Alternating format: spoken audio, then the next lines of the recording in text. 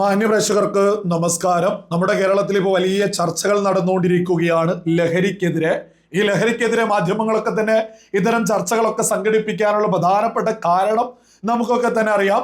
ഒന്ന്, തിരുവനന്തപുരത്ത് അഫാൻ എന്ന 23-കാരന് തന്റെ ബന്ധുക്കളെ 5 പേരെ ചുറ്റിക കൊണ്ട് അടിച്ചു കൊലപ്പെടുത്തിയത്, അതും ഒരു ഭീകര പരിശീലനം കിട്ടിയതുപോലെ തന്നെയാണ്. നമ്മൾ ആ ഒരു വിഷയം നോക്കുകയാണെങ്കിൽ ചുറ്റിക കൊണ്ട് അടിച്ചാൽ പുറത്തേക്ക് സൗണ്ട് എത്തില്ല.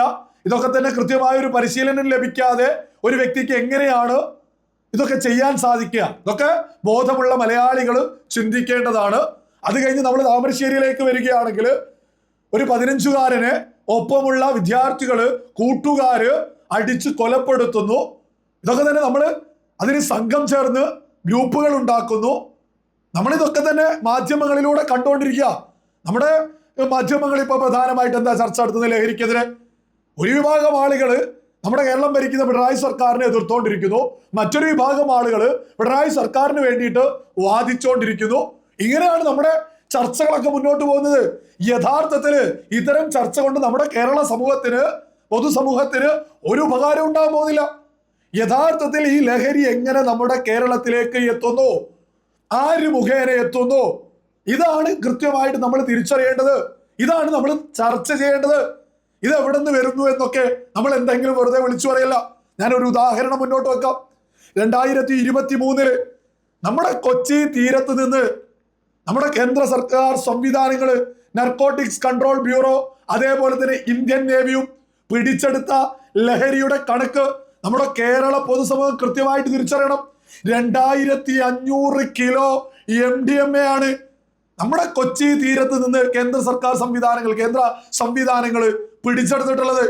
15,000 കോടി രൂപയുടെ മുതല ഈ പിടിച്ചെടുത്തത്. ഈ ലഹരി എവിടെ നിന്ന് വന്നു?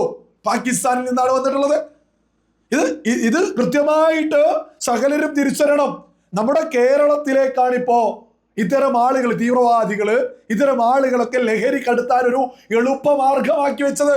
കാരണം കാശ്മീരിലേക്കായിരുന്നു പണ്ട് കാലത്തൊക്കെ തന്നെ ഇത്തരം കാര്യങ്ങള് പരമാവധി കൊണ്ടുവരാറുള്ളത്. എന്നാൽ കശ്മീരില് കേന്ദ്ര സർക്കാർ സംവിധാനങ്ങള് ശക്തമായിട്ട് സുരക്ഷ ഒരുക്കിയതോട് കൂടിയിട്ട് അതിപ്പോ തീവ്രവാദികൾക്ക്, പാകിസ്ഥാനിലെ സംവിധാനങ്ങൾക്കൊന്നും തന്നെ അവിടേക്ക് മയക്കുമരുന്നുകൾ എത്തിക്കാൻ സാധിക്കുന്നില്ല.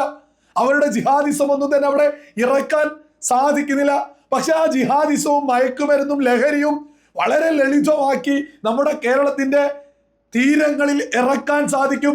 അതിനുള്ളൊരു രാഷ്ട്രീയ സാഹചര്യം നമ്മുടെ കേരളത്തിലുണ്ട് എന്നുള്ളത് കൃത്യമായിട്ട് ആളുകൾ തിരിച്ചറിയുന്നു.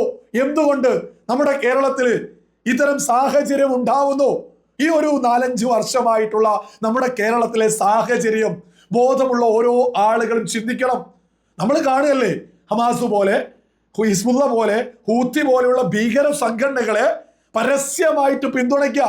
മുസ്ലിം ലീഗിന്റെ വക്താവ് പോലും ലേറ്റസ്റ്റ് ആയിട്ടുള്ള ഒരു ചാനൽ ചർച്ചയിൽ കണ്ടതാ, വിളിച്ചു പറയാ ഹമാസ് സ്വാതന്ത്ര്യ പോരാളികളാണ്, ഹിസ്ബുള്ള, ഹൂത്തി ഇതൊക്കെ ഇങ്ങനെയാണ്.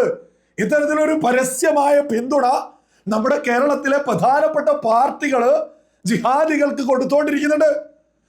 ഇതൊക്കെ കൃത്യമായിട്ട് അവസരം തിരിച്ചറിഞ്ഞ് ജിഹാദികള്, തീവ്രവാദ ആളുകള്, അവരുടെ ലോബി നമ്മുടെ കേരളത്തെ, അതിലൂടെ നമ്മുടെ രാജ്യത്തെ നശിപ്പിക്കാൻ നമ്മുടെ കേരളത്തെ ഇതിനോടകം തിരഞ്ഞെടുത്തു കഴിഞ്ഞു. അതൊരു യാഥാർത്ഥ്യമാണ്. എവിടെ നിന്ന് വരുന്നു ഇത്രത്തോളം കോട്ടക്കണക്കിനുള്ള ലഹരി? നമ്മുടെ കേരളത്തിലെ വിദ്യാഭ്യാസ സ്ഥാപനങ്ങളുമായി ബന്ധപ്പെട്ടുള്ള സ്ഥലങ്ങളില് ഏത് സ്ഥലത്താണ് ലഹരി ഇപ്പോ കിട്ടാത്തത്? എങ്ങനെ ഇത്ര ബൾക്കായിട്ട് നമ്മുടെ കേരളത്തിലേക്ക് ലഹരി എത്തുന്നു?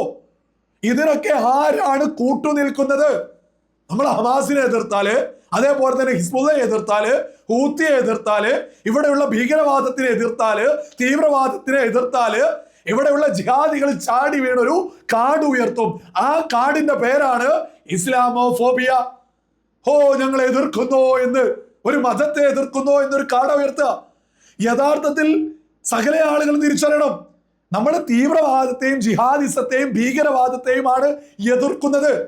എന്നാൽ ജിഹാദികൾ അതൊരു തന്ത്രമായിട്ട് ഇതൊരു മതത്തെയാണ് എതിർക്കുന്നത്, ഇത് മതത്തിനെ എതിർക്കുന്നോ എന്ന് പറഞ്ഞ് ഇവര് നിലവിളി തുടരും.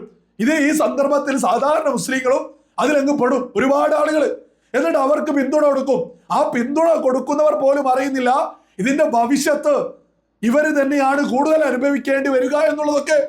നമ്മുടെ കേരളത്തിലെ മാധ്യമങ്ങള് ചർച്ച ചെയ്യുമ്പോൾ പ്രധാനമായിട്ടും സകല ആളുകളും കൃത്യമായിട്ട് ചർച്ചയിൽ മുന്നോട്ട് വെക്കേണ്ടത്, ലോകത്ത് പല ഭീകരവാദ പ്രവർത്തനങ്ങൾ നടത്തുന്നുണ്ട്, അത്തരം ഭീകരവാദികളെ പിന്തുണയ്ക്കരുത്, അത് ശരിയല്ല.